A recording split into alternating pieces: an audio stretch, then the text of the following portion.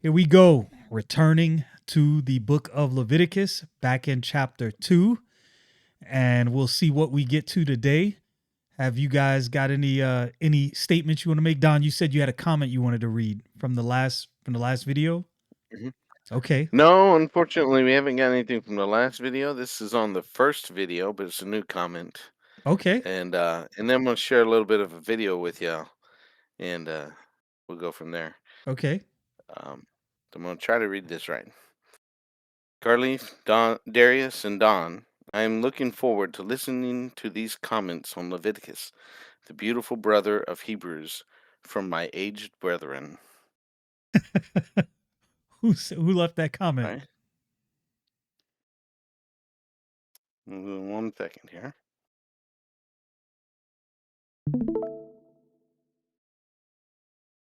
Let's see. I don't know if that's gonna show up. Oh man. Is it not showing? Wow.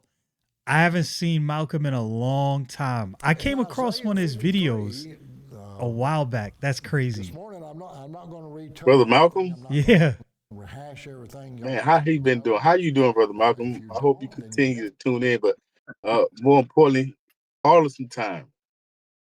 For real. It's been a long time since I've talked to Malcolm. That's crazy. All right, let me get that done. Okay. Yeah, I chatted with him the other day and mentioned we were doing this, and of course he's subscribed to my channel and supposed to get all the notifications, and doesn't get any of these notifications. I'm not So shocked. figure that out. I'm not shocked.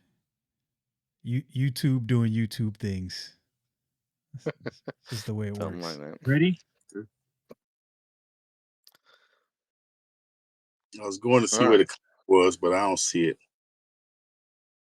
What's that? He said it's on the I was first going video. to. Oh, it was on the first one, the one we Yeah. did initially. Oh. Yeah. Yeah, first video. It's top on the top of all the comments, well, at least for me. I'm not sure how it shows up otherwise. And you can click on his name and it'll take you to his web page or his YouTube, and I'm pretty sure whatever's there I'm from subscribed his to his preaching. YouTube channel. I'm pretty sure I am. I have to check. He's not adding anything to it, unfortunately, but Yeah, I remember the last video I saw was from a long time ago, and I actually got to his channel because he was reviewing a Bible from local church Bible publishers. I was like looking up a Bible and I came across this video and I was like, what the heck? What are the odds? Interesting.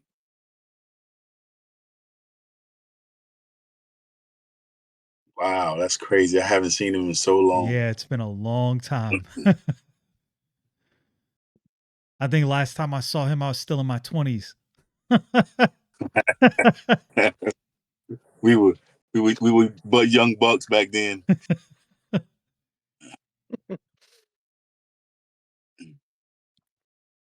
So anything you guys got to open? I'm gonna be honest with you. I've been reading through the book of Hebrews, the book of Leviticus, and kind of purposely avoiding commentary, like at least before we do our video, and just reading straight through, avoiding any outside influence. And I'm not gonna lie, it is very, I'm trying to think of the word I'm looking for. Leviticus is a book that you really do have to take your time with. That's the best way I can put it. So I was told that I should not be.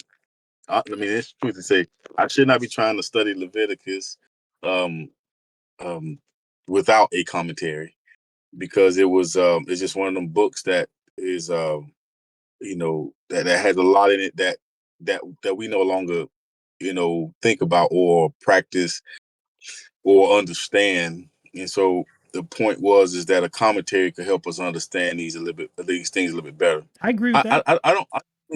I agree with I mean, that. but I'm gonna tell you, I didn't agree with him. And although I know this man reads his Bible, consistently, and I believe he reads the Old Testament as well as the New Testament. The idea there was that that we that spending so much time in the Old Testament, we lose what the New Testament teaches. And I I just disagree with I, that one though. right, right, Yeah. right, right, no, right. That's the main point to me is, to me, I think the entirety of the scriptures is important, and I don't think there are any parts that like are not relevant. If I'm saying it that way, like in order to understand parts that Paul or Peter have said, I think you have to understand some of the things that are written, in the Old Testament. I almost don't even see a break in the books. I mean, I think I done said on some of the videos that we done did before, is that really the New Testament becomes mostly commentary to the Old Testament, and I see it more as a commentary on what these prophets, apostles, and evangelists learned from the scriptures as the Spirit of God, revealed it to them. So I just find that I find a great deal of value comes from studying the Old Testament. So I will say the Mm. first part of the gentleman's comment I agree with. And the reason I agree with it is the Bible says there's safety in counsel.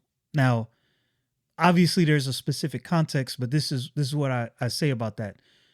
Me, you, and Don talk often about the scripture, right? I value I value your thoughts and study through the scripture. So when you say something, is weight to what you're saying. Like, all right, I have to consider this. Well, I see no different than me talking to you and reading a commentary from a saint of old. It's just somebody that I can't directly talk to, right? They've studied these things at length.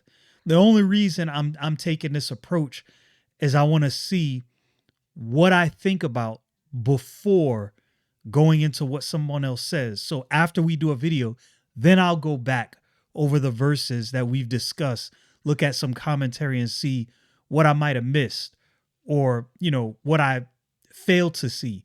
But to his point as well, there are a bunch of things that we no longer do and are no longer keenly aware of. So we really don't think about. And so I think there's some value to that. But to say that you shouldn't spend time in the Old Testament, I don't understand. Like the Old Testament is part of Scripture. What are you talking about? I give my And I kids. think I say this to my kids. I'll let you go. I say this to my kids. I always tell them when you read the epistles, understand that these doctrines aren't new. This is why you see Paul building upon things and using allegories from the Old Testament, because these doctrines aren't new. They might have been doctrines that, let's say, like the Sanhedrin may not have understood these doctrines because the way they looked at the law was incorrect. But these doctrines can be found in the Old Testament. Justification by faith, that's not just in the New Testament. And how did the apostle Paul argue these things when he went into the synagogues? Well, he used the scripture. What scripture was he using? He was using the law and the prophets and the books of wisdom. This is what he was using to make these points. So I think that right there makes the latter point of what was said to you a mute point, in my humble opinion. Anyway, I'll yeah. let you Yeah. go on. Well, when Darius said that, the way I understood what he just said was, this person said you have to study with a guide, and that part, if that was the intent, I would say I disagree. That, more to your point, Carly, if you're reading it without any guide to begin with, and then you go back, and that's a good approach. You could do it either way, of course. I mean, to me, a lot of times these commentaries are good when they'll say something that you just weren't thinking about. Um, for instance, I just read Leviticus however many times and didn't notice the month time frame. Never noticed it. It's just whatever, it just slipped my brain. So that's interesting to me. Somebody pointed that out, and I was like, oh, that's interesting. That'll get my thoughts going about something else about this book this time. Right. At the same time, in my Bible reading, the way I'm doing it right now, it's taking me through this section of the Bible twice. So I read through the book of Leviticus twice, and now I'm in the book of Numbers, and I'm reading that twice, and and there's a lot of stuff in Numbers too. It's like just today was the reading about the jealousy offering, the woman, the wife, and jealous husband, and the offerings that are there and the stuff. And I was like, oh, that's interesting, and that's not mentioned in Leviticus that I remember anyway. Now, if it was, y'all can correct me, but I don't think it was there in Leviticus. So, like, there's more stuff in Numbers here, and that to Darius's point last week, where he said he was studying the burnt offering, and it goes on into. By the way, mentioned a ram offering there in that section too. So, Oh, that speaking of again, which, I'm glad we're bringing this up because I want to recant my recant about what I initially thought about Cain and Abel. I'm going back to my first thought. Cain did not bring the first fruits. And the reason I point that out is because looking through Leviticus chapter 2, you see the different offerings and you see the meat offerings. And so looking at that, I'm like, Cain could have brought an offering of the first fruits, but he didn't do that. And it made sure to mention that Abel brought of the firstlings of his flock. And I'm like, okay, I'm going back to my original statement. That was the problem with what Cain did. I just wanted to drop that in there before I forgot about it. If you could recall me telling you were wrong, let I'm want sorry, to call you're me out. cutting out. You're cutting out. I want You're I want no, you're right what now. Hold on. you You cutting are out. spot on right You now. said something about you were right, I was wrong. I couldn't. wait a minute, wait a minute. Darius is trying to say he was right about this, and yet it's making this distinction of the firstlings, the first fruits, and that Cain was not doing the first fruits, which would have indicated then that he was taught somewhere that the first fruits is right, and we're getting it into Leviticus All right, I take all that as back. well. You're wrong.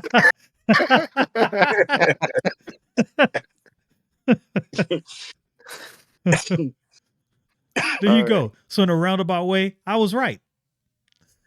I don't know if it works like that, but I hear you.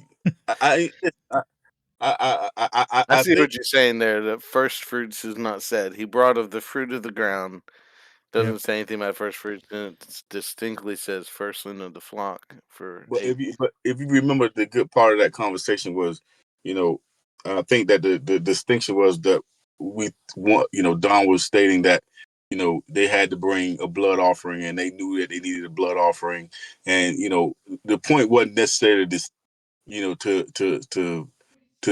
say the first things or not. I was just saying that, they could have, an offering was an offering. I have to go back and look at it, but I didn't think that we should be pulling on a thread of a blood offering for the Cain and Abel situation. No, and And I do believe I agree with you. I the agree with thread, you. Yeah. yeah, I do believe the thread is that one brought an offering, this free will offering, and he gave his best, the other one didn't, Yep. and he knew he didn't, and God is like, look, you already know, you this is an offering.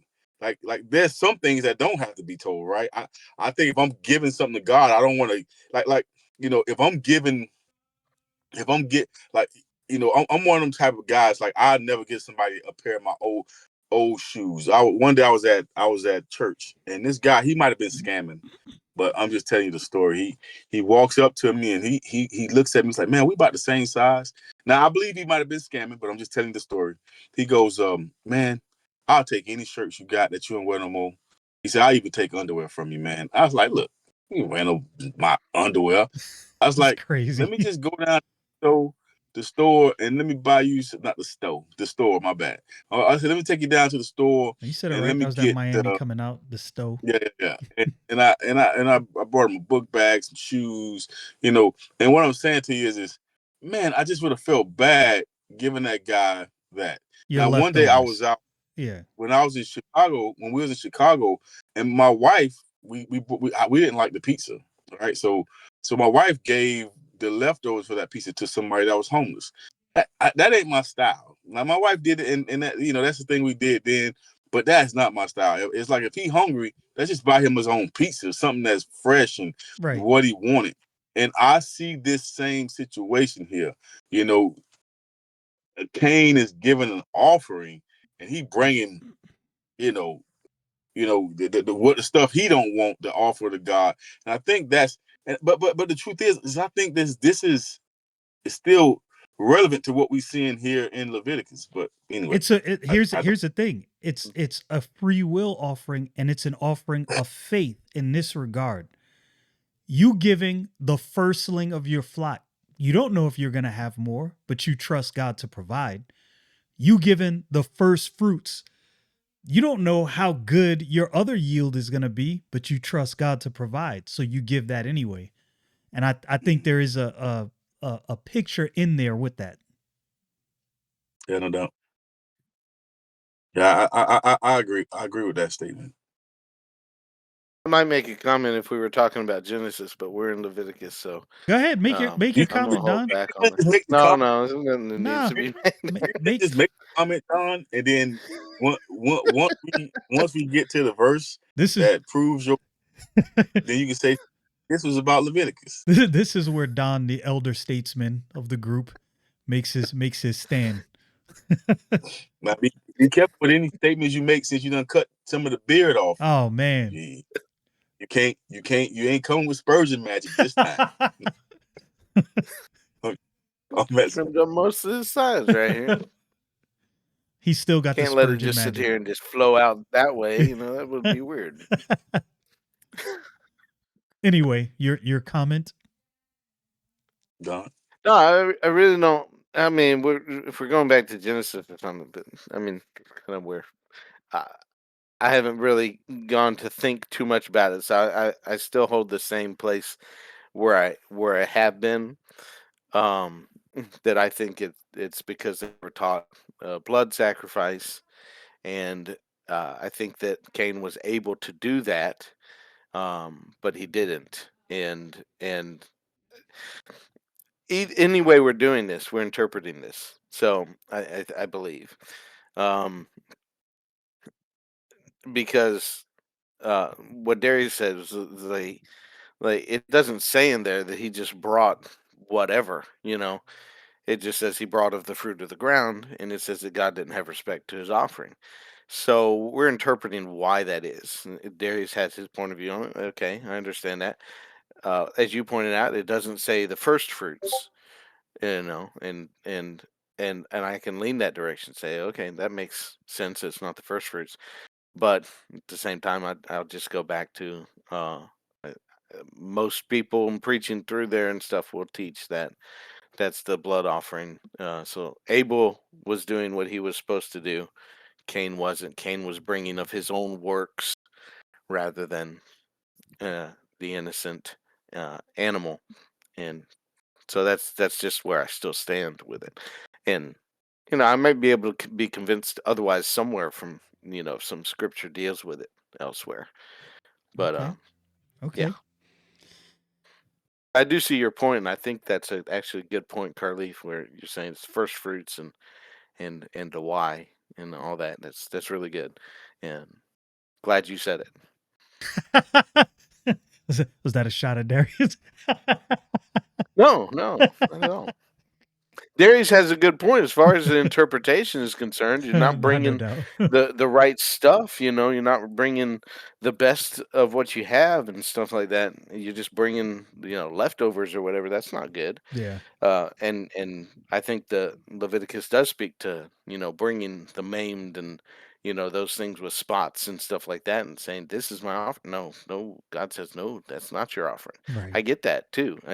All of this is good as far as it goes. Whether or not it's what that was speaking of in Genesis, that may be where we have a difference, Okay. and that's fine. And Understood. this is the kind of thing where you know, um, liberty of conscience comes in. I'm full Baptist. You can believe that, and I can believe this, and we don't have a problem until there's a verse that comes in and says something different. Agreed. Agreed. So Well, go ahead. I'm sorry. Go ahead, Khalid. no, I was just gonna say, do we want to move on? Where we at verse 12? You said where we left off last time. I think we're at verse 12 Of chapter 3, Chapter 2. chapter 2, chapter 2. Okay, I thought we the let me last see. part of chapter 2.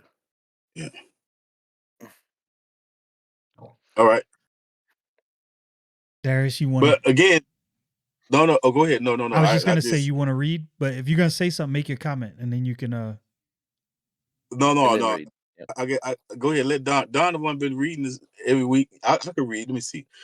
Verse 12 of Leviticus chapter 2.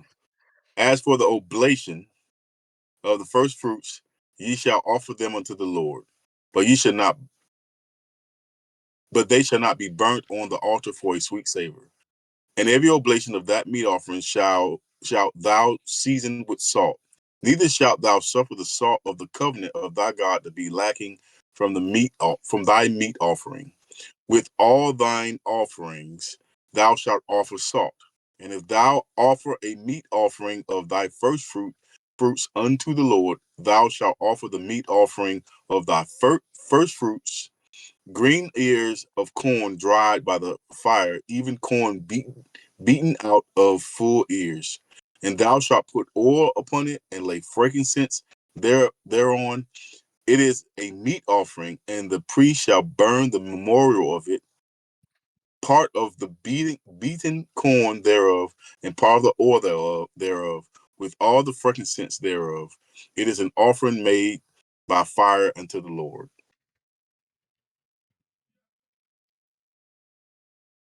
Thoughts, comments. So I just, again, I would start off with what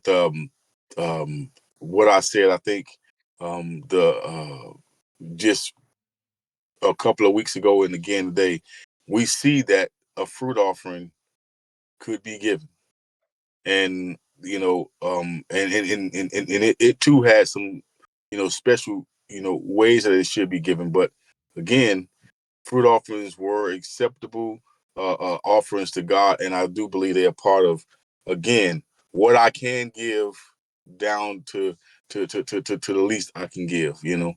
Um, and I believe that's what this is, because soon we're gonna. Yeah, but go ahead. I'm sorry. I'll leave that for right now. Well, two things jump out to me in this is that salt is included, and neither shalt thou suffer the salt of the covenant of thy God to be lacking from thy meat offering. With all thine offerings thou shalt offer salt. That jumped out to me a while back, and I had to reread it a few times, but um, that jumps out. So salt is good. Just anyway, but and then the other thing that jumped out in this reading of it was where it said, where's the wording there? Um, oh, in verse 12, the last part of verse 12, but they shall not be burnt on the altar for a sweet savor. So this offering, uh, in this particular part anyway, is not burnt on the altar at all. Now, there's a memorial burnt earlier on, but in this particular section, that just jumped out to me this time reading through it, as Darius read it. It's like, oh, they're not burning this at this point. Right. Everything up to this point, there's burning on the altar, but there's And not here. another thing is he started to use a different word now, I think, oblation Oblation. becomes a thing for this chapter and the next, for the peace offering, and then for the heave offering, is going to be again brought up. But it, it's just that I thought that was odd, and in my notes, let me tell you, you cannot use a Bible without verses for this kind of stuff. You only could do this for reading. So I'm gonna have to start making my notes in my Bible here. But I just act, what, the first fruit offering is, why is he now changing? Why is God now changing the way he's talking about this oblation? I think Don had some points about oblation in one of our first talks in Leviticus and what it meant. And it was, I think it was a thing presented or offered to God. I think is what Don ended up saying to us. But Yeah, and I do worship. find that Anything, I actually wrote down a definition. Anything offered or presented in worship or sacred service and offering a sacrifice.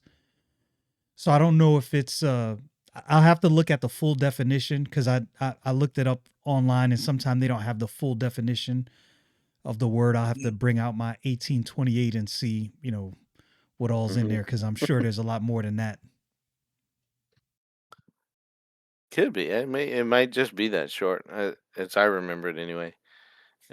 It was just that, and my point was that God defines words to us before He gives some other terms. Sometimes, or most of the time, even it's just I just see that in the Scripture often, and a lot of times, of course, the definition is just right there beside it pretty clearly too. Because I mean, we have offering several times before this, and there's still offering in the very verse. So, I noticed another thing. We did this kind of right in the middle of talking about the meat offerings, and he says this. He says, um, um, and if thou offer a meat offering of thy first fruits. So, and then he 14. goes on to describe how they have to beat out this dried corn. And so it's almost like they're making corn flour, maybe. Yeah, because And then right, go because ahead. meat would be something prepared like an actual, not necessarily a meal, but something prepared, not just taking this, you know, whatever crops you bring and just offering that crop. It would be prepared, which is where the salt comes in. I don't know if I agree, Hmm. because we talk about the meat offering before this, and sometimes it's just fine flour thrown. The meat offering is a fine flour thrown on the fire, Yes, but that right? is something prepared. You're not just Yeah, the fire. Yeah, yeah, the the When you flour is say prepared. prepared, you're not saying the cake. You're just no, saying no, no. something I had to Right, right, the right. you and I had to turn it from one thing to another. Yes. But I'm trying. And then so what would wheat be? I mean, what I'm saying is, then what where did they get the flour from? I mean, it obviously came from some fruit, right? Wheat. Right, but wouldn't that be some type of, we would consider that a fruit or something, right? It's the fruit of the I ground. mean, so right. So, but think about listen to the statement again. And if thou offer a meat offering of thy first fruits. So what is the meat offering in the early part of chapter 2? Let me go back. All right, the Verse early part says first verse is fine flour, What's fine flour? Is this ground up. relevant this is for a conversation? I'm just now thinking out loud nah, it's good that good they, questions. Nothing mhm, irrelevant. It's good questions. yeah. That's why So yeah, let's see, I was fine explaining flour, that's why I more was explaining flour. before. I think that's why I used the word meat offering. Okay, so I'll read the definition of meat again because I think this is actually relevant. Food in general, anything eaten for nourishment, either by man or beast. So I think this meat offering is not just, okay, here's my ears of corn and here's my wheat berries. I'm going to offer that. No, you have to make this into an edible thing. and then present that as an offering. I think that was the point. Personally, that's what I'm seeing, which is why when you get to verse 12 and it talks about this corn, it also talks about salt. Well, what do you use salt for? To season a meal. Season. Yeah, but what I'm saying, well, I guess what I'm still the thread I'm still pulling on is this particular meal offering or first fruit offering, or at least if it's an oblation of the first fruits, it shall not be burnt on the altar. So, but if I beat it out, then I can burn on the altar. I mean, I left myself a lot of questions right here. Matter of fact, Okay. after this section, I put lots of questions. uh, and particularly because of the salt of the covenant, right? There's only like one or two other places in the Bible where that term or a like term is being used. I think one time is in reference to David and his sons, and I think there's one other reference of the salt of the covenant. That I want to say Don is the first one to point this out. I think in all my readings of it, I never paid attention to it until Don pointed it out, and that the way they talk about the meat offering of thy first fruits, I don't think I fully understood that unless we saying that they beat it out and turned it into some kind of fine flour. And I do not know what the salt of the covenant is. And I do not know what that means. Where did they even get this salt from? I thought salt was one of those things that was hard to come by. But I don't think in that what region. is what came to mind when I read the salt of the covenant is the only thing that really comes to mind is Jesus saying, You're the salt of the if the earth. salt lost its savor, is it basically could be thrown out like dirt, you know. And that stick out to me about this salt, and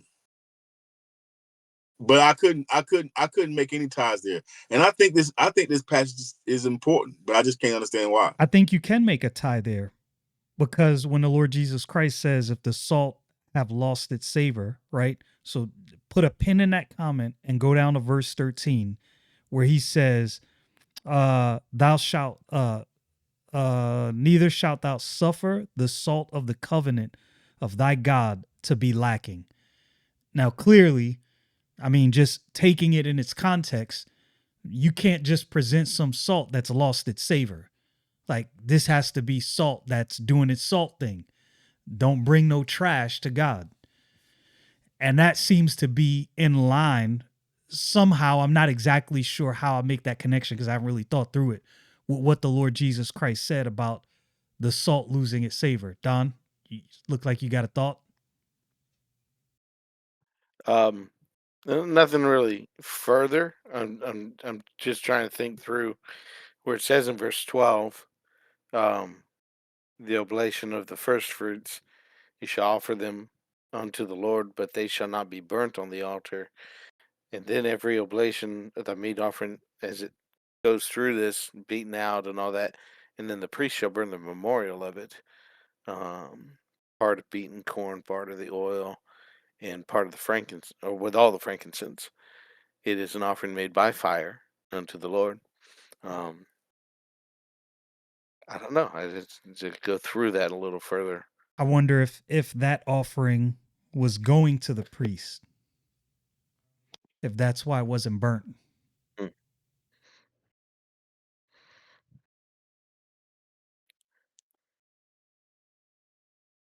Hmm.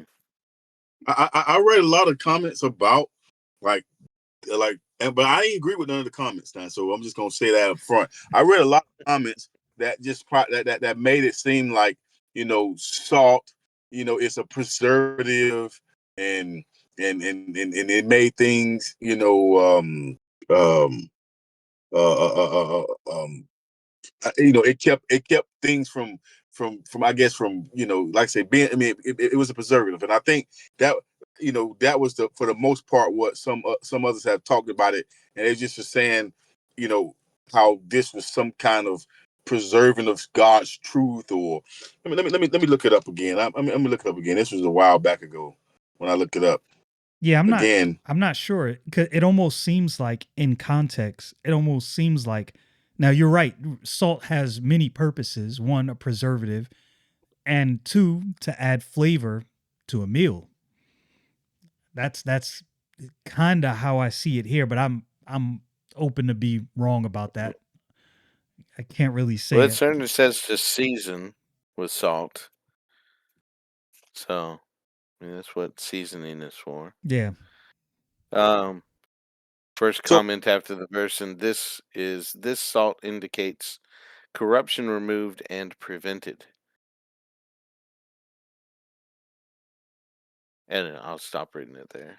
Yeah, I guess that I mean so salt does draw certain things out, doesn't it? When you put it on stuff, I think it does draw Hmm. out certain.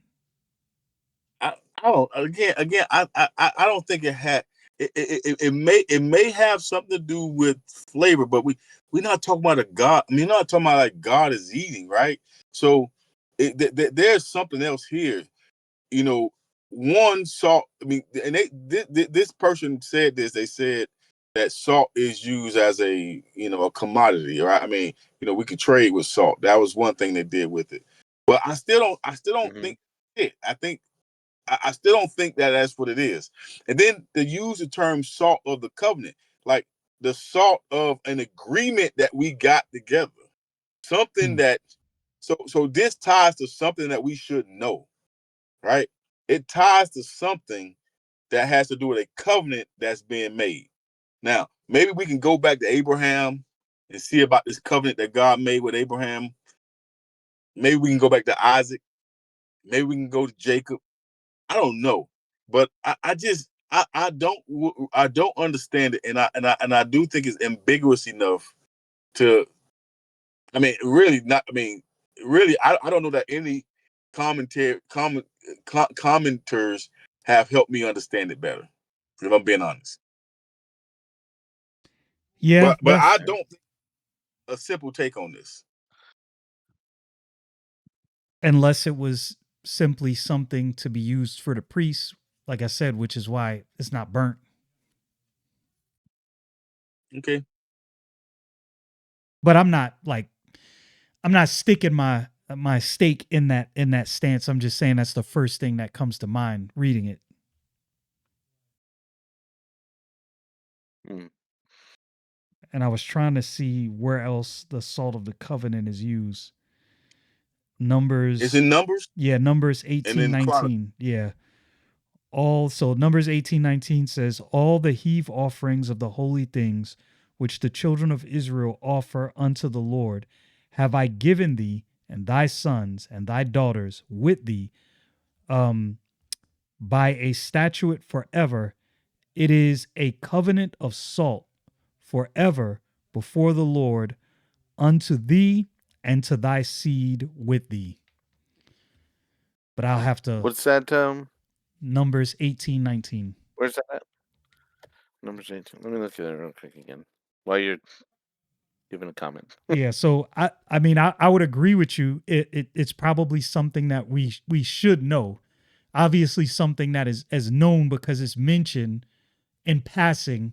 Like, yeah, you know what this is, so I'm not going to explain, but this is, you know, the covenant of salt. We got the Dead Sea. We got Lot's wife turned into The a pillar pillar of of salt. salt. Pillar of salt.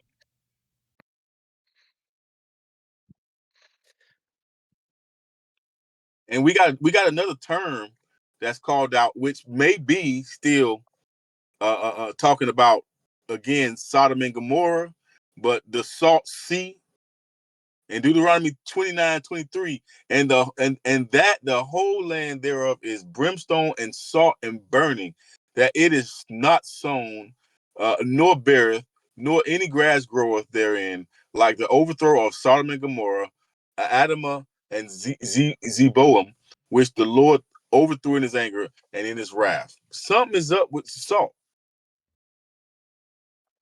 Something is up. And but again, I know we probably won't figure it out in this conversation here, but I when Don first pointed out, I spent a lot of time thinking about it, and I could not resolve it, biblically.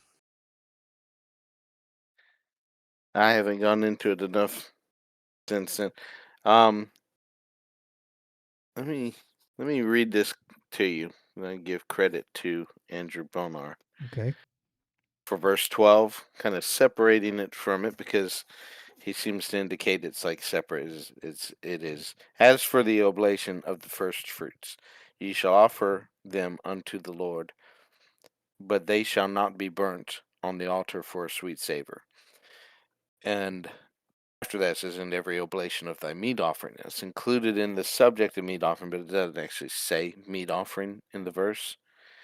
So, again, I'm saying maybe there's a separation there.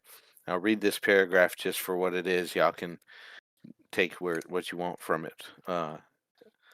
The first ripe fruits of any sort are meant.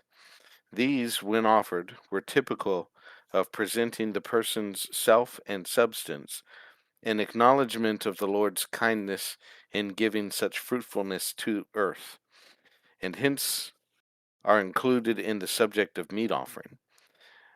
But they are not to be brought to the altar because they show us Christ in a particular aspect, and that aspect seems to be Christ glorified or raised up after suffering. Hence there is no burning of any part of them, for the suffering is done. The Holy Spirit takes truth in portions and seems sometimes to turn our eye away from one portion of truth on purpose to let us see better some other portion by keeping our attention for a time fixed on that alone. And then he goes on to verse 13. So as he was saying that, that did remind me, of course, of the term first fruits is used um, in a resurrection sense. Christ the first fruits, First, and so forth. right? Really. Again, we'll talk about this. We'll talk about Pentecost. You know, not Pentecost, but Yes, soon. I know it's in there. I should say that. I know no, it's no, no. in there. Let me see. No, It's I in don't want to. Leviticus. I Yeah, won't limit us to the chapter. And it's a no, no. wave offering, and there's several things in that. It's the feast of the first fruits. When we start talking about these different feasts, it's the feast of the first fruits. And I think that comes like 7 days, or it starts the day after. I can now. I got to think through how the days go, but basically you have Passover, and then immediately after Passover, that is the start of the feast of the unleavened bread, and then at the conclusion of the feast of the unleavened bread, you have the feast of the first fruit. But the main point is that the first fruit, they do represent the resurrection of Jesus Christ, right? I think again, I'm not trying to spoil any of what we're going to talk about when it come down to all of these the feasts that they do. So Don, I think you pointing out exactly my point, is that the all of these offerings have this. Anyway, but go ahead. I yield. You're right, Don. Yeah. Well, it's going to be 20 chapters before we get to or 5 years before we get to Pentecost. Hey, we can speed this thing up. I think I think after the truth is after we get past some of these offerings, we're gonna start seeing some repeat things, but we're gonna be able to talk to more, the sinful things, I think. But I think this establishes, maybe we spend too much time here, but I like that we are thinking about some of these things like the Salt of the Covenant. Think about this here. Here go another thought. And the priest shall burn the memorial of it. What is that? Mhm. What is the memorial of an offering? I don't know. Those things are tough, and I feel like those some kind of context clues that they mean something. I just don't know what they mean, and I don't know how to make sense of them. And I just don't think they're wasted words with God, especially since these are God's words, right? Right. So these are not, like he say, saw the covenant. This ain't like not that any of the other Bible ain't. The rest of the Bible ain't God's words, but these are specifically what God is saying. And so they had, to me, it just seems like we should understand those, and once we understand them, they bring some new feature to us. I say feature. I always see the Bible as this 3D book, and these different features of that 3D book are being revealed to us. But So I don't know. I'll read the definition of the word memorial. I don't know if I did last time when we were going through this. Preservative of memory, that which preserves the memory of something, anything that serves to keep in memory. So think about this. So we talking about preservation with salt, and now we talking about preservation with this offering. Maybe that's the connection. Because that, right? I mean, we start to use some of the same words now, right, in context of each other. Maybe. Anyway, I don't know. Like I say, I told y'all I didn't know much about this book. I think I'm doing most of the listening. you guys are offering a lot more. It could go back to something that a constant theme we find in the Bible, where something will be done and God will tell the children of Israel, set up a memorial so that when your children ask, why is this here, you can explain what happened at this point. Sure. And that happens a lot through the Old Testament. I know I'm pretty sure it happened right after they crossed. Maybe it's saying this because he's not allowed to put this on the offering on the burnt offering, right, the altar. So maybe the memorial and the priest shall burn memorial of it, be part of the beating corn thereof, and part of the oil thereof, and the frankincense thereof. It is an offering made by fire to the Lord. So maybe almost like saying, like this, they couldn't offer the real thing, but it is some kind of, there is still a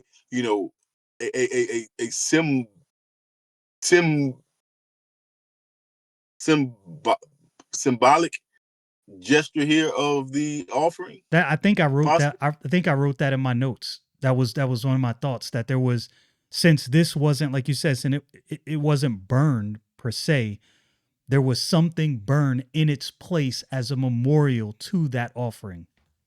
That's what you just said. I just repeated it again, like I made it up. So no, right. I didn't say it in that way, but that's something that I had written down in my notes. I was like, well, maybe this is what is being discussed here. Trust me, I had all kind of thoughts. You think you got questions? I got more questions than I got answers. Yeah, I left this section with a lot of questions. I mean, and that was amazing because I thought it was a small section, but with Don throwing out Jesus being the first fruit, from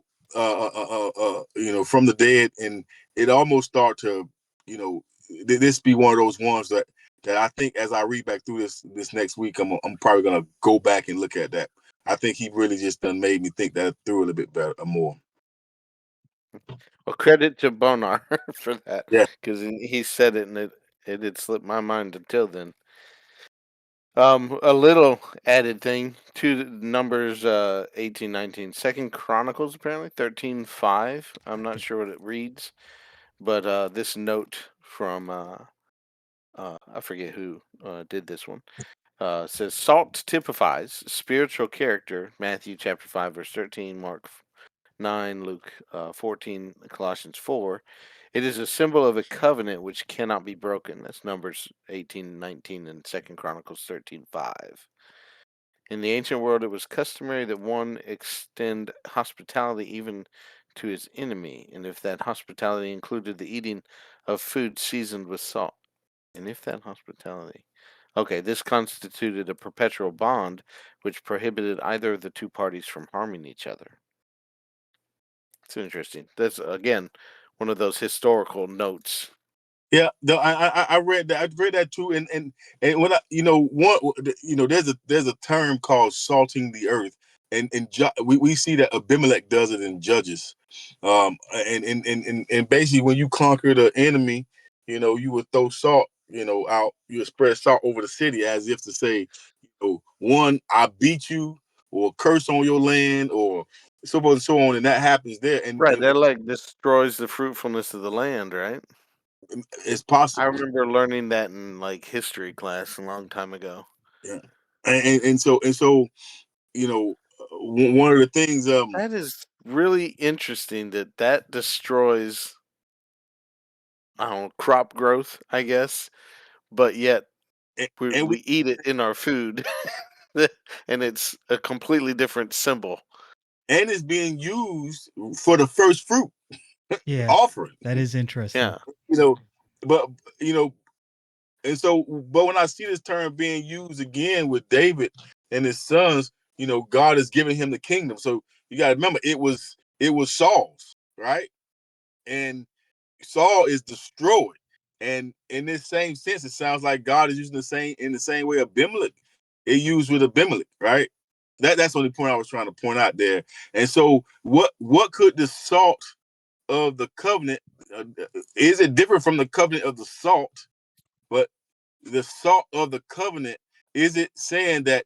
I mean, does it have something to do with basically the enemies being destroyed? You know what I'm saying? And does it have something to do with that? Because remember, Jesus Christ rising from the dead, he conquers the final enemy, right? Indeed. Like that, like you lose. Indeed. You know what I'm saying? And so I wonder, man, I'm telling you, man, I wonder if that somehow first fruit, salt of the covenant, Jesus being the first fruit, covenant of salts, man, that could be something right there. Now we might be making something up too, but that could be something. Don't put Something there. we. You the one talking. Oh yeah, I could I could be making something up, but that Just joking. I like to think hey, scriptures this let, way. well, let me add this verse just while we're going along before we lose it. It, the Second Chronicles 13:5 ought. Let's see, who is this? Verse 4. And Abijah stood up upon Mount Zemaraim, and I'm sorry, which is in Mount Ephraim, and said, "Hear me, thou Jeroboam, and all Israel. Ought ye not to know that the Lord God of Israel gave the kingdom over Israel to David forever, even to him and to his sons, by a covenant of salt?" So to the point you Yeah, made earlier. yeah. No, I'm telling you, it's. I mean, I don't know how to quite tie it in quite yet to, but I do. I'm starting to like that idea of Jesus Christ, first fruit, salt, raising. Basically, the enemy don't have no more ground, no more. Like it's no more fruit could be bared for the enemy. You know what I'm saying? Jesus is that first fruit, and and him being the first fruit. I mean, he gonna produce all the rest of the seeds necessary. But hey, no, I don't use that illustration, but nevertheless, still first fruit. There's something beautiful about that. Just But thinking out I don't loud. know. Just thinking out loud. I, yeah, it is. A lot of this section right here is what was meant for me to see what how y'all had thought about it. I have asked some more wise people than I to see if they had information on it, and none came to any conclusion. They all picked up a book and said what the book said, and it's hard for me to take the book. I want to see how you thought about it. I got one other thing that's kind of, maybe I missed it, but I don't think I did. But all of chapter 2, it talks about the offering, the meat offering, all that. I don't see it saying sacrifice anywhere in that. That's Uh, what I said it about just stands out to me. that's why I was saying about the oblation. It's something different about the way this is coming across than it does in the first one. But chapter 3, verse 1 says oblation of sacrifice. So No, I know, but it's talking about the peace offering, and I think the peace offering. Let me see. yeah, I think, yeah, right. And I yield. You're right. Yeah. But I don't know. I I thought, mean, there could be something to what you just said, and the way that's using oblation is some kind of change. Um, yeah, we could probably dig into that somewhere. I'm just noticing, like I said, I don't.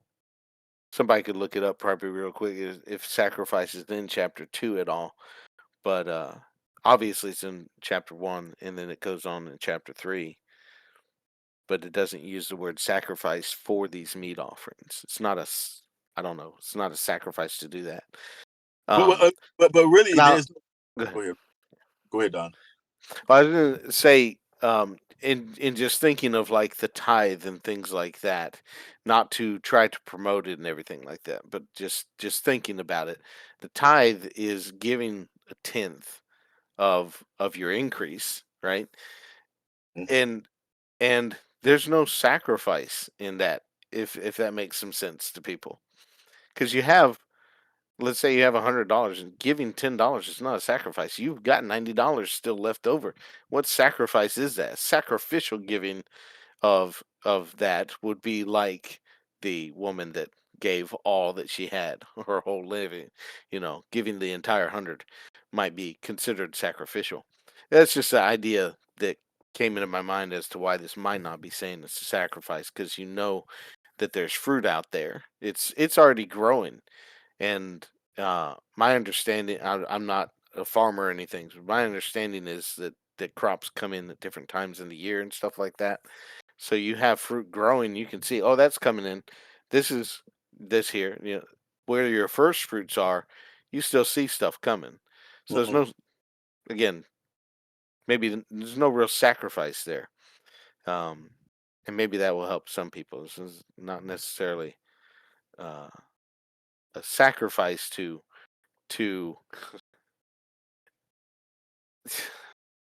thinking about it in terms of just what we have and you give to somebody else. You're giving something from your abundance. you Mm-hmm. know there's not necessarily any sacrifice in it. But there is sacrifice in life. That's something I've noticed about the attitude of a lot of people in our day too, is we don't want to sacrifice. People don't sacrifice anymore. A lot of relationship stuff is all about, well, I don't want to sacrifice anything. He's got to do this and that and straighten out. She's got to do this or that. And da da da. We don't want to sacrifice for each other. Things like that. But everybody can apply that to what they hear out there. I just see it every once in a while. It's like, huh, that's interesting that's the idea of a lot of people these days.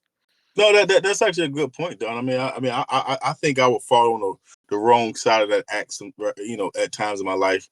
Me and June, me and my wife, we was just talking today about that, and we was talking about kids, and she was like, well, I was like, this is what I said. I was like, well, I allow my children to stay here rent free because that gives me an ability to make suggestions in their life.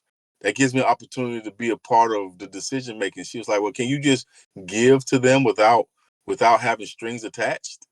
And when she said that, initially it was like a conviction, but then I was like, well, yes, but this particular one comes with some strings, and I'm not willing to budge. She's like, yeah. As soon as they don't agree with you, you kick them out, and I'm like, yeah, I do, don't I? And so I think you make a good point, and sometimes it does take a sacrifice. What I'm always fearful of, Don, is in making those sacrifices so that people can grow themselves. Sometimes we invite the sins of Achan into our own lives and camps. You know what I'm saying? And so Hmm. I'm just cautious of in my life allowing those that I disagree with, fundamentally about biblical things, to impress things in my life that may cause curses to me, and my family. So and that includes with my children. So I understand your point. I think you make a good point, but the way I take it is sometimes it can be difficult for me because I'm generally only going to be upset with somebody because I feel like they are breaking some cardinal rule of sin and trust. You know what I'm saying? But at what point do I say, you know what, Darius, you got to give a little bit more room error and a little more room for mistakes because I make them and God gives me that room. So I really like your point there, Don. I think it's really awesome. So I got some comments here on oblation versus sacrifice, and I don't know. I haven't looked into this deeply, so this just might be something for insight. It says the term oblation is understood to refer more to non-bloody offerings like Cain's over Abel's. The first fruit offerings is an obvious oblation, Exodus 23:16. So an offering of meat would be a sacrifice. An offering of grain or fruit would be an oblation. Now, I don't know that that's the case, but To Don's point, the peace offering is an oblation. Mhm. And so the peace offering definitely is an offering of a bloody offering, right. But you know, Yeah. but it's called an oblation. Now another caveat to that point, though, Khalif, would be that an oblation, a sacrifice refers to the full destruction of. You know what I'm saying? Whereas the oblation doesn't necessarily mean a destruction of, or full destruction of. And so maybe that's why we may get the oblation be a sacrifice. If the oblation, we're not going to fully destroy everything, and I think we see that with the peace offering, right? But because the whole thing isn't burnt, and so I don't know, but I still like where you're going at with that. But again, oblation meant that I ain't know what I was looking at again. I was looking at a word that I didn't have a full understanding of. I've done that many Just times. I guess what my thing is to any listeners, when you read through those words, sometimes you might want to just take them as words that are just used as synonyms for other words. But in this case, this is not a synonym. There is a difference between an oblation and a sacrifice. And it seemed like an oblation could be a sacrifice, but a sacrifice doesn't also necessarily have to be an oblation, But Can you read that definition again, Carly? Of oblation? Oblation. Yeah. Turn up. Okay. Oblation, anything offered or presented in worship or sacred service and offering a sacrifice. Okay. And the first time we come to it, I think, is verse 5 of chapter 2 here.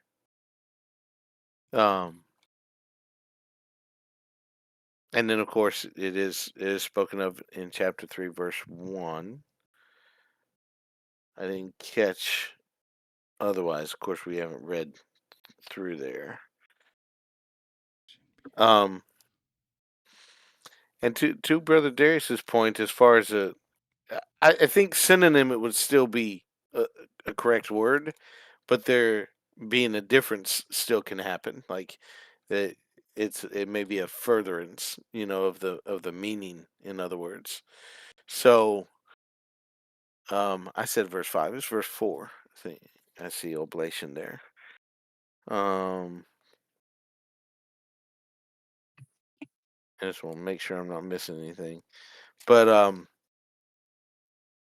I mean, taking that point and going the direction of some other people that would say the whole burnt offering represents Christ and the sacrifice on the cross and all of that, and the saving sacrifice.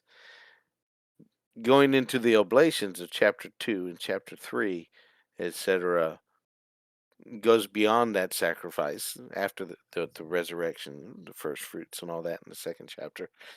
Um, um, goes into our Christian life and living the Christian life and offering ourselves to God a holy, acceptable sacrifice, living sacrifice. So maybe there is something in that there. Moving from the whole burnt offering to these memorial burnt offerings and remembering it, but then continuing on. So that would go back to the comment I had read early on from Chuck Missler, where he said, our problem is not life after death, but life after birth. And that seems along the line of what you're dealing with. What do we do after that second birth.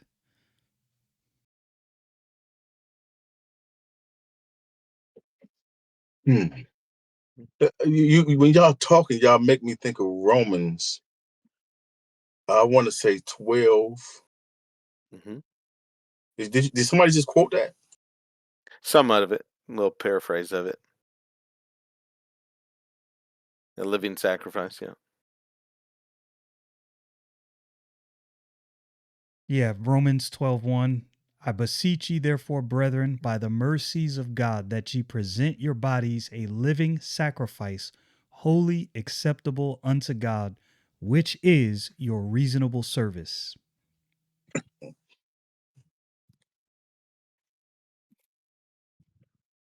And reasonable it is.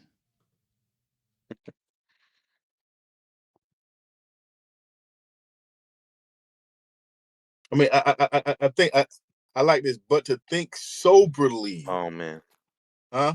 go ahead.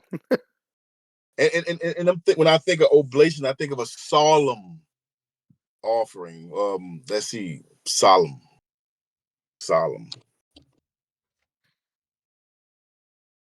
Don, what was your old man? Well, my eyes fell upon this verse. For if the first fruit be holy, the lump is also holy, and if the root be holy, so are the branches.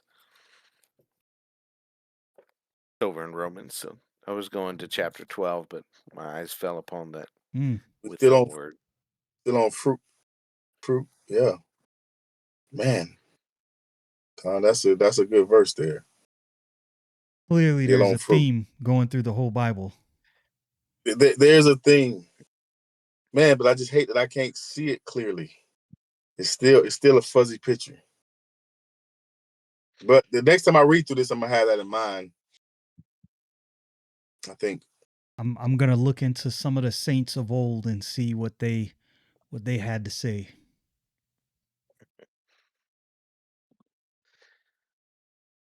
Sure, I hear you, Carleaf. But Don, you were gonna make a point. You were going to something in the book of Romans, or it was Oh, just I was just thinking about we read that first verse and sometimes don't go on to the next, um, continue on with the verse.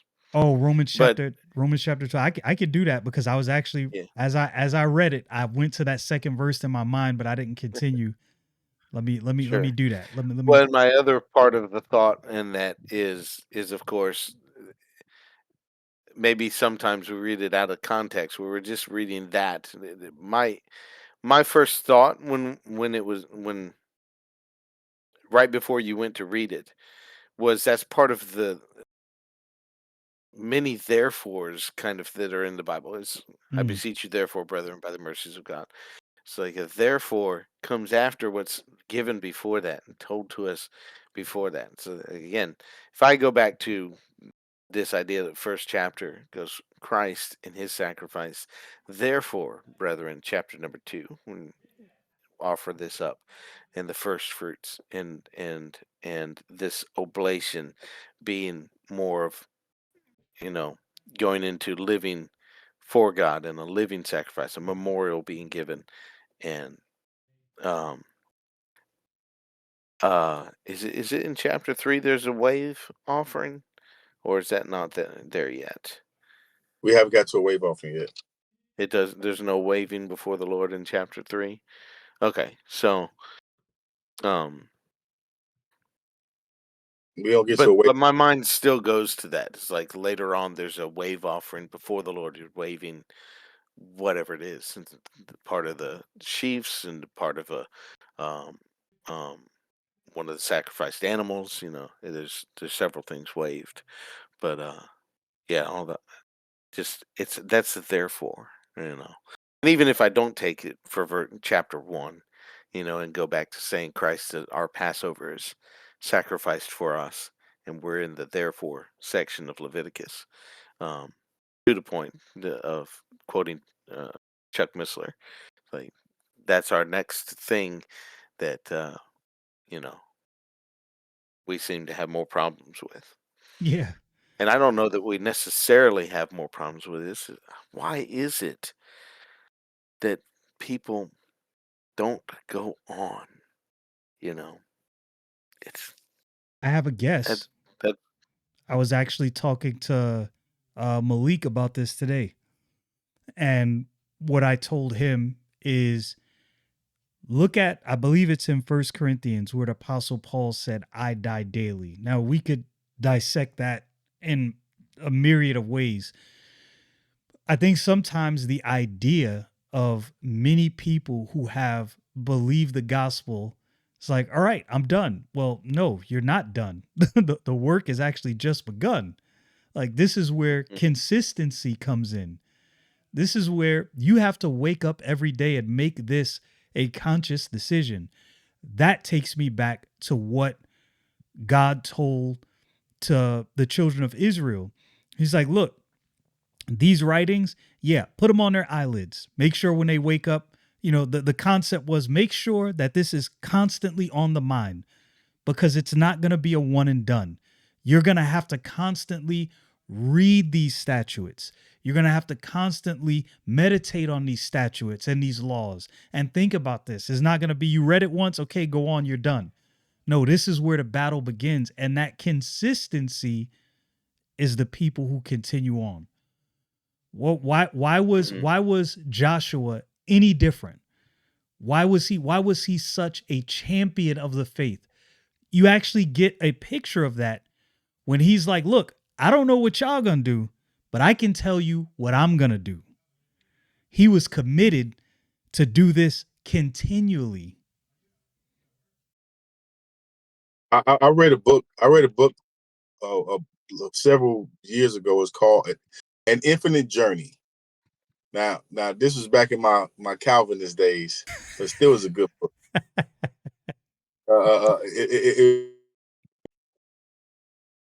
In that book, basically, if you know anything about limits in calculus, and when you start learning calculus, you have a problem that you want to solve.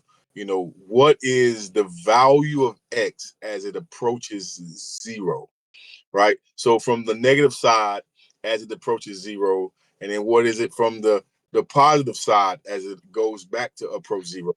And zero is the unknown, right? Right. You cannot divide by zero. And so it likens our journey to that. Our journey to, trying to, attain to this perfection, but we never can get there. The closer you get to zero, you can go 0.000000000000001, and you still got a value. But as soon as that value goes to zero, it's unknown. It's literally unknown. And so it's the infinite journey.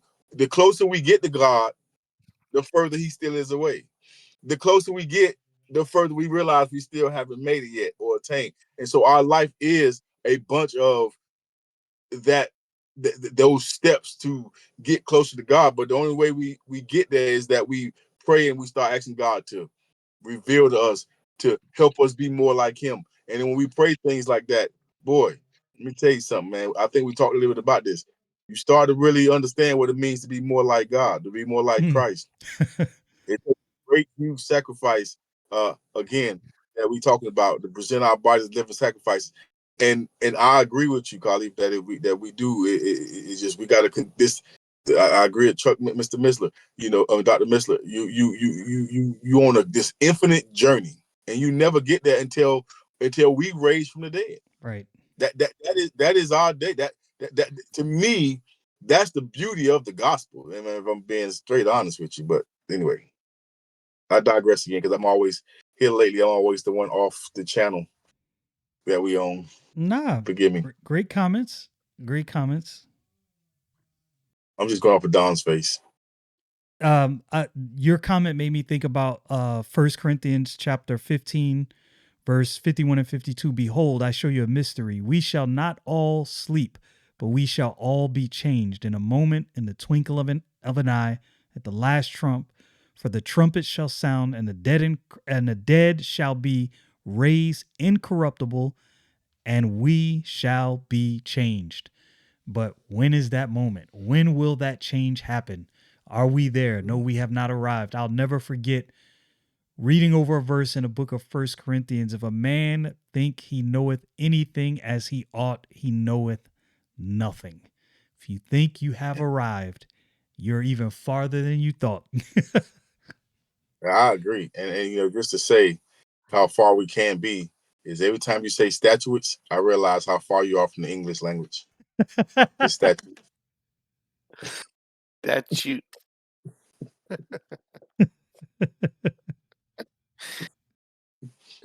Touche. from the man who said "stow" earlier. Hey, at least I knew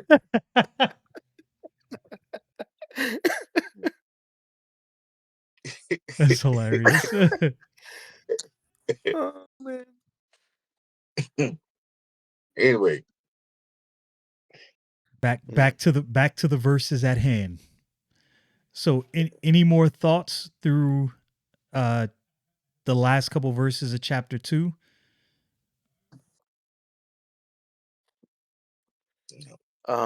It does. As I said earlier, as I was reading it, it kind of stands out to me also in verse 16 that all the frankincense is being burnt with the memorial part. Not just a part of it, part, all the frankincense. I'm curious as to why. Why would that be? Hmm. If anybody has a thought, but I have no thoughts on that. might all the frankincense be given? Might be on this last page here. Frankincense thereof, offering. No, yeah, I definitely don't have anything for that. Darius, any thoughts? no, I don't. I mentioned, last time. I wish we had a way of putting up like pictures of some of this stuff. That's why I've been trying to figure out how to do the phone on my computer. But because you're showing what frankincense looks like, I'm telling you, it is amazing what it even looks like. But I don't have anything, in particular to So I was doing add. some looking. I was looking up some things about frankincense, and I'm not sure that the frankincense I've smelled, because apparently, and I don't know how accurate this is, you can get different kinds of frankincense. So I was like, maybe I didn't have whatever kind they had here, but just throwing that out there, kind of relevant, kind of not. Like I say, I would say to you that section right there is probably one of the hardest sections for me. I really didn't understand much of what I was reading in this section, from the first fruit offering unto the end, the offering made by fire unto the Lord of that chapter. That was a very difficult section.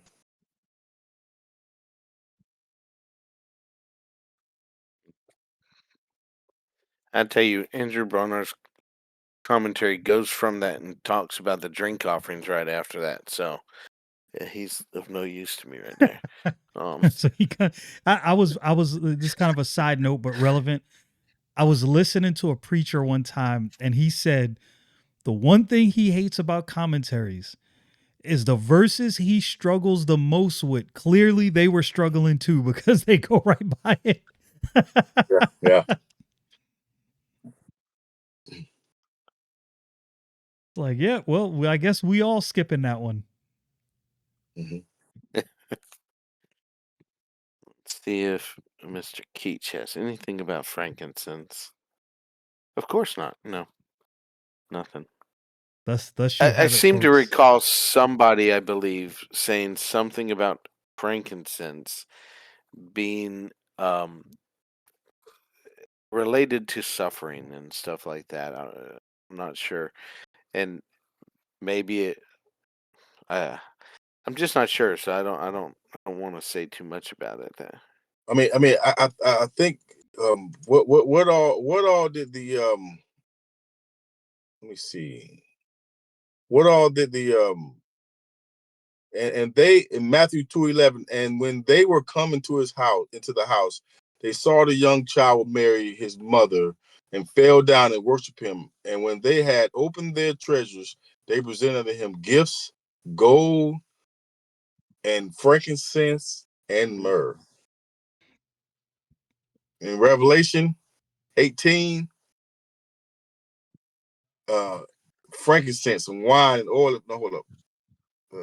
Hold on. I don't think I want to read that one in that way. Hold on. Give me 1 second.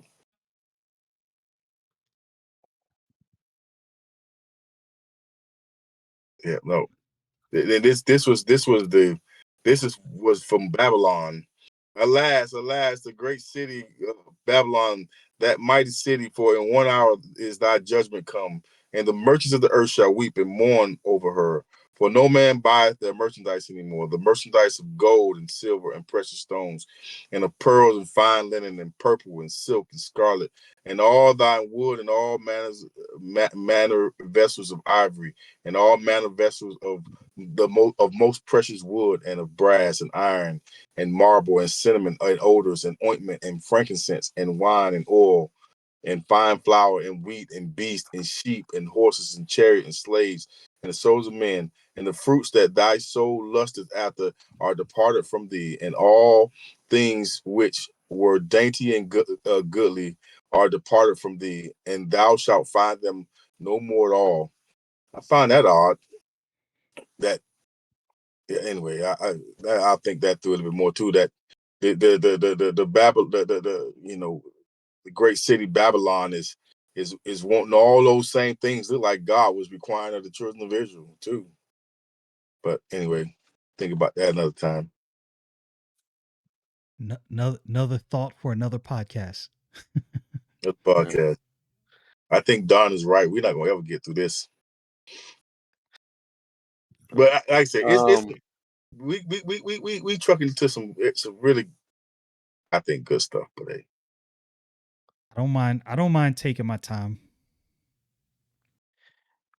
Just to throw this out there, one commentator, and the incense or frankincense that's put on the meat offerings showed how acceptable saints and their services are unto the Lord. Ephesians 5:2 and Romans 12:1. Ephesians 5:2. Let's see. Ephesians 5:2. And walk in love as Christ hath loved us and hath given himself for us, an offering and sacrifice to God for a sweet smelling savor. That was Ephesians 5:2. What was the other verse? Romans 12:1, Oh, okay. Romans which we've 12 already again. quoted. Yeah. Yeah. Again, Walk in love as Christ hath loved us. Again, a theme. starts with that and goes forward. Theme going through the whole Bible. As is common of the Bible. But does it talk about frankincense being a sweet smelling savor? I don't know about that. I was just talking about the sweet smelling savor itself being a theme carried through the whole Bible. Yeah, this in chapter 2, put frankincense thereon is verse 1, and bring to the priest it shall, let's see, shall take out a handful of flour thereof, and the oil thereof, and all the frankincense thereof, and the priest shall burn the memorial upon the altar to be an offering made by fire of sweet savor unto the Lord. And then again, Where the you read last that? part of it. Where you just read that at? This is That's verse Leviticus. 2. Yeah, Leviticus 2, 1 Yeah, and 2. Yeah, because Leviticus 2, verse 2 and verse 16 both say all the frankincense thereof. That was what I was talking about earlier. Okay. because I read in another place it say, as for the oblation of the first fruit, you shall offer them unto the Lord. No, I'm sorry. Don't worry about it. Yeah. Yeah, I see your point.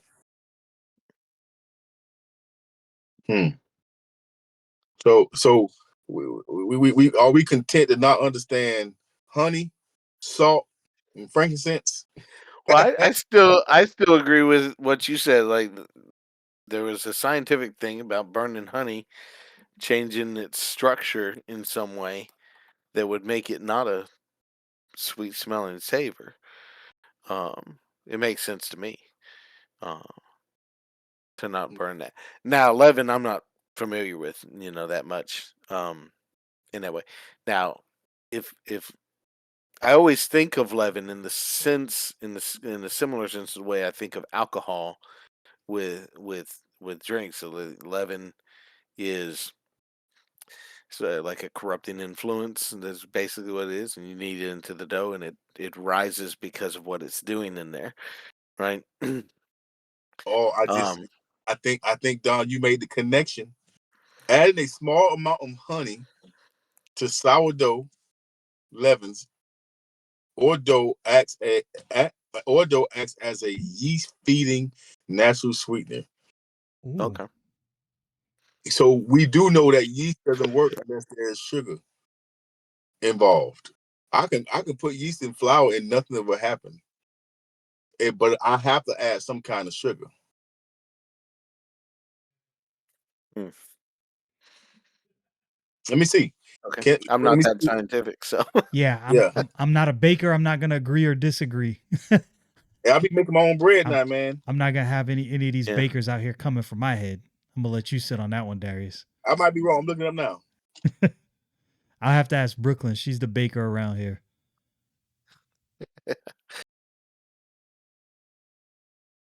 Okay, I'm wrong again. Yeast does not require added sugar to activate or make bread rise. Probably speeds it up though. Yeah. Like you were saying about honey, it speeds it. So So good. could it have But yeah, I mean that was my idea about leaven. Is like if it's, it's the same thing. It I don't know could the where it would go with it. could the point It's be probably a scientific thing, in my opinion. yeah, could the point be there could be some leaven residue in the bread, right? Like that you don't know is there. And if you add honey, it's gonna, as you said, maybe accelerate that leaven, thus corrupting the sacrifice. Just thought. I don't know that for a fact, but just throwing that out there. That could be the possibility. And maybe it means more. I'm content to not understand at this point. Yeah, none of us looked up to see whether or not honey was elsewhere spoken of in that way. Yeah, So I didn't. I'm not gonna lie, I yeah, didn't. Although I did, I looked up honey. I did look up honey, but I couldn't find anything else. I was on other I'm, threads. let I was pulling at me other put threads all week. yeah. It's like honey's only spoken of badly twice. I think maybe not badly here, but no. I did not one look up honey. place don't eat too much. Right. No, I did That's not the look up only honey. other thing. I think the only thing we talked about Honey. was not eating too much of it. And I think Right. Khalid brought that up last time we talked about it. Yeah, everything else is like honey is good. That's all. Yeah. Yeah, because we talked about the land flowing with milk and honey. Hmm. It's where some brethren think that it's a land of coffee for some reason. Like the coffee. They got espresso. Hey, didn't he say? Didn't the Bible say? I can't remember this, but didn't it say that you read Numbers now? I think it said that the it tastes like coriander seed and honey, the manna from heaven. The manna, yeah, I think it was coriander seed. Let me see. about the size of a coriander seed, and the taste of it was like wafers made with honey. I think Yeah, is or not in one place it exactly. said oil, but I know it said oil and honey, but I can't remember. Yeah, Yeah. yeah. Anyway, do we want to continue on to chapter 3? It'll be the shortest video, if not. But that's some interesting. I think we're coming up with some interesting things. Just going back over it as we are, Yeah. as you know, Agreed. that we didn't come up with during the week to start off with. I think what happens for me, I don't know about you guys. I have questions that I'll write down and different things I write in my notes, different threads I'm pulling on. But then as you say things, I kind of cross out what I was thinking, like, oh no, Don made a good point there. Can't be that. Which will cause me to think other things that I'm now gonna pull at this week. Well, can I suggest? Can I suggest while we still rolling, or after we get finished, something that I think will be helpful for us? But Suggest. y'all want me to say it? Let's say it now. Okay. So what I think we should do is we should pick how much we're gonna cover ahead of time. That way because for me, I will end up reading the whole thing, and then I done forgot what notes I done took. So if we going to cover, for example, chapter 2, I still read the whole thing, but I'll focus, like I'll be heavily focused on chapter 2, for example, in that section. It's just for me. And another thing I do, I think that may not be helpful for me, is I do my notes through, from reading the, not no verses. And you got to see, y'all don't see me looking at y'all, but I'm like scrolling up and down, trying to look at my notes, trying to find what I was saying. But truly, if we said that next week we're gonna just do chapter 3 and chapter 4, then that's, I will study just those chapters, and then try to find correlations there instead of just thinking about the book holistically, because that's generally how I think, is in a holistic way. I'm not just thinking about these little, like one section at a time. I'm literally thinking about, how does this play out? Like what is the main point here? So, But I think even if you're I don't just, think there's anything wrong with that, yeah, I too. was gonna say that same thing. Yeah. Yeah, because even if you're which reading one? Because if you got, sorry, go ahead. No, which one? I'm not sure which one you didn't see anything wrong with. You looking at the whole thing. I mean, if we're going through a little portion, let's say we read, because we can't read the entire book. Well, we could, but but we only read the next 5 verses of chapter 3, because that's the first paragraph in chapter 3. You know, but you found something, 5 chapters later, that we're not going to get to for a while, going at this kind of rate. It's perfectly fine to go and grab that and pull it into it, and Sure. and I wouldn't want to limit you to say, we're gonna try to get through chapter 3 next week, but you know, and then we miss out on something because it's in chapter 10, Yeah. that really corresponds to chapter 3. Just because, and even though I've read it twice, I'm not gonna. It doesn't make that connection until we go through it. Um, yeah, I would say Sometimes. you continue to study that same way. I think it's beneficial because Yeah. as I I mean, might I think read, we're always just reading the next section right, up to a chapter, maybe, Yeah. you know. Yeah. Okay. But we'll keep going the same way. but Yeah. we can, Unlike the New Testament, where we tried to read 3 chapters and then we never covered all right, 3 chapters. which is why this Yeah. time I was like, well, maybe we just read a little portion, cover that portion. But I don't, but to your point, I don't mind saying, okay, we're definitely gonna focus on these verses, even though we may go beyond that in the next, in the next discussion. I don't mind doing that. I think for this to be fruitful, we should be finishing a chapter. We should be finishing at least a chapter a session. I think that's, I don't see why that's not possible. Yeah. I think we'll get to that too. We're I think kind so of too. laying more groundwork. And to be honest with you, I'm reading this book, trying to go through this, and I'm still in the introduction of it. So, Yeah, I saw it this morning. I'm like, dog, I got a new book. like, Along to what Chick-fil-A. is that? Along with So, that's heavenly chicken.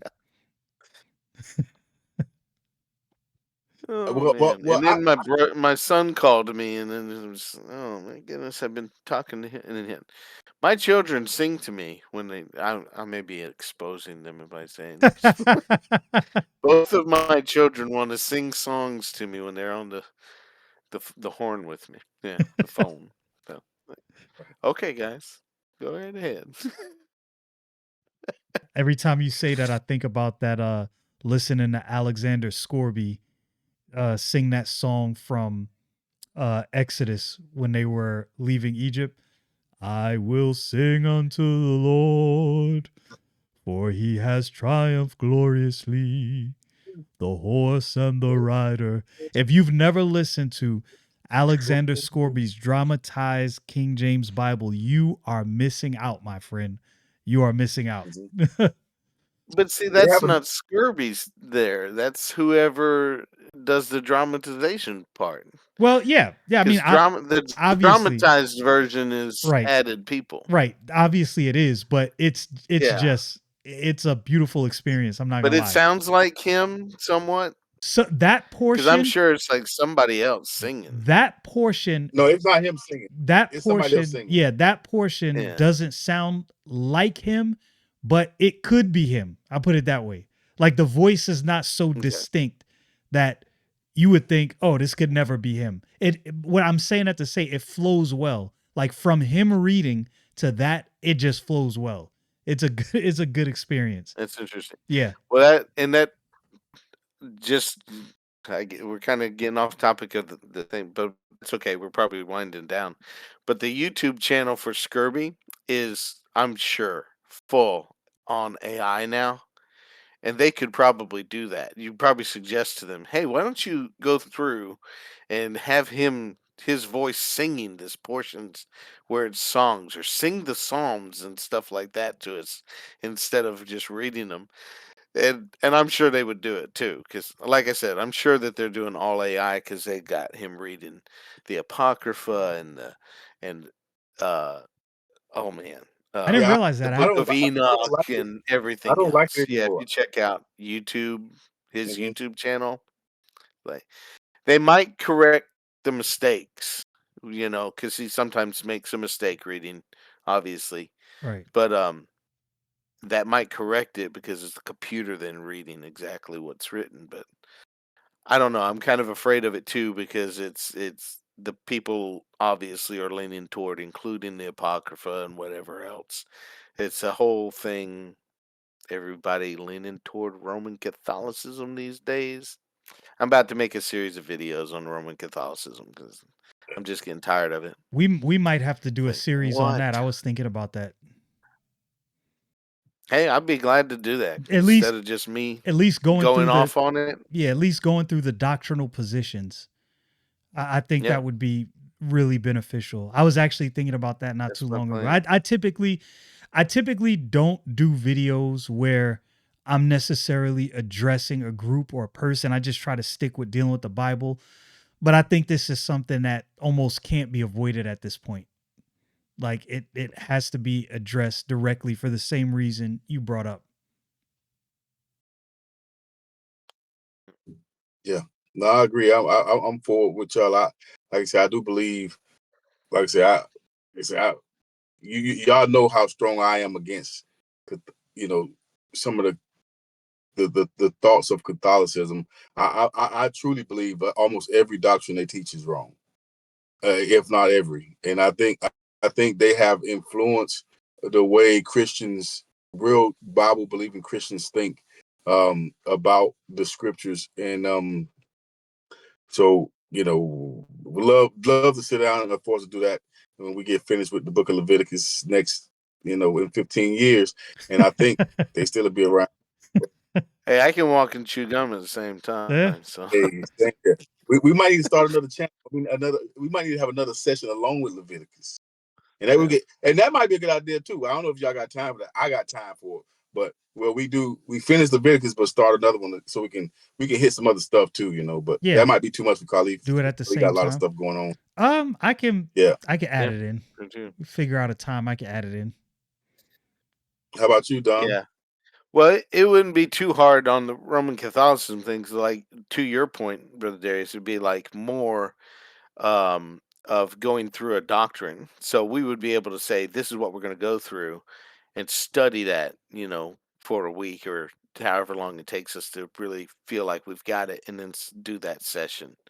So Mhm. we're making plans sitting here on this No, I while we're figure you still go ahead rolling. and edit this. We're gonna edit it, and then just at the end we just have Khalif close out No, I'll leave. because I got more stuff offering. I'll leave. I got notes. I got notes. I got plenty of notes for probably about 3-4 sessions, I, more than that. Yeah, I'll leave but all of this in. I'll leave all of this in because it's nothing yeah, it's crazy. good. Yeah. okay, But if you whatever you have on okay. the peace offering, if you got some more, go right ahead. What you got? No, I don't want to rush. I don't want to rush through it. I mean, we can start. We start with the when we come back. I guess we'll just start off with this is the first time. I think we kind of touched on this a little bit, but this is going to be the first time where the offering doesn't have to be male. Okay. And then it's not even particular of where it comes from. It says the herd, but we don't got to talk about that right now. Okay, I'm not yeah. trying to get going, but We can wait on that. Preview. Yeah.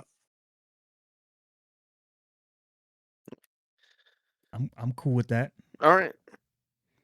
So we have Carleaf close us out. What is the final All right. word here? So, final word and final thought. And this is something that I've actually been thinking about this week, and I'm glad Darius said it.